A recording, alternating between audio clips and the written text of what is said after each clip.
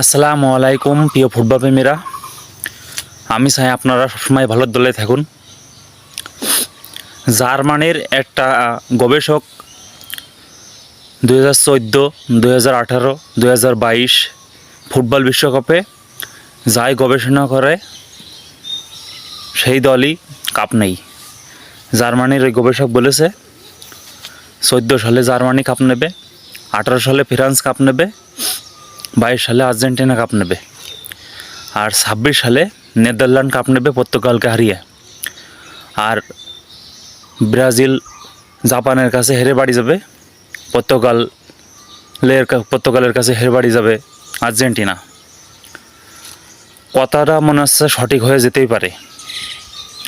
কী কারণে বলছি? ব্রাজিলের নকআউট পর্বের ম্যাচ পড়েছে জাপানের সাথে।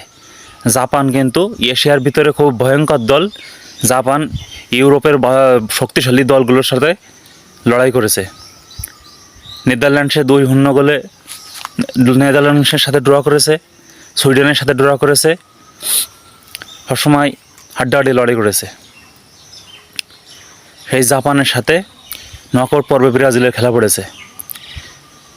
জার্মানির গবেষণার লোকের কথা কি সঠিক হয়ে যায়? ব্রাজিলের নেইমারের হাতেও কি এবারও শিরোপা ঘরে উঠবে না? দেখা যাক। ব্রাজিল জার্মানির খেলাটি হবে, ব্রাজিল জাপানের খেলাটি হবে সোমবার রাত 11টার সময়। দ্বিতীয় রাউন্ডের প্রথম ম্যাচ জার্মানি জাপান বনাম ব্রাজিল।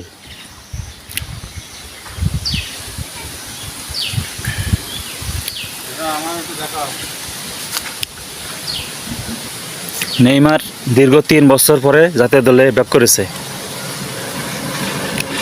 3 বছর পরে জাতীয় দলে ব্যাক করে যদি প্রথম রাউন্ডেই ব্রাজিল বাড়ি চলে যায়, কোয়ার্টার ফাইনাল সেমিফাইনাল না খেলে, তাহলে এটা কেমন হয়ে যাবে? নেইমার 3 বছর পরে জাতীয় দলে ব্যাক করেছে। সেদিনকে স্কটল্যান্ডের ম্যাচে মোটো 15 মিনিট মাঠ খেলেছে। 15 মিনিটে 3টি গোলপোস্টে শট করেছে।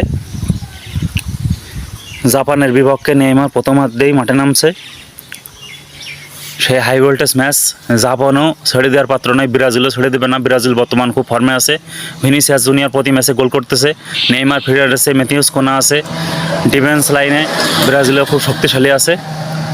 অবশ্যই আশা করতে পারি যাই হোক ভালো কিছুই হবে।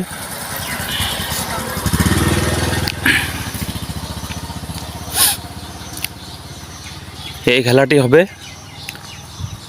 11 তারিখ রাত 11টার সময়। সেই বাকসিঙ্গে লড়াই। লাতিন আমেরিকার পরাশক্তি ব্রাজিল আর এশিয়ার পরাশক্তি জাপান।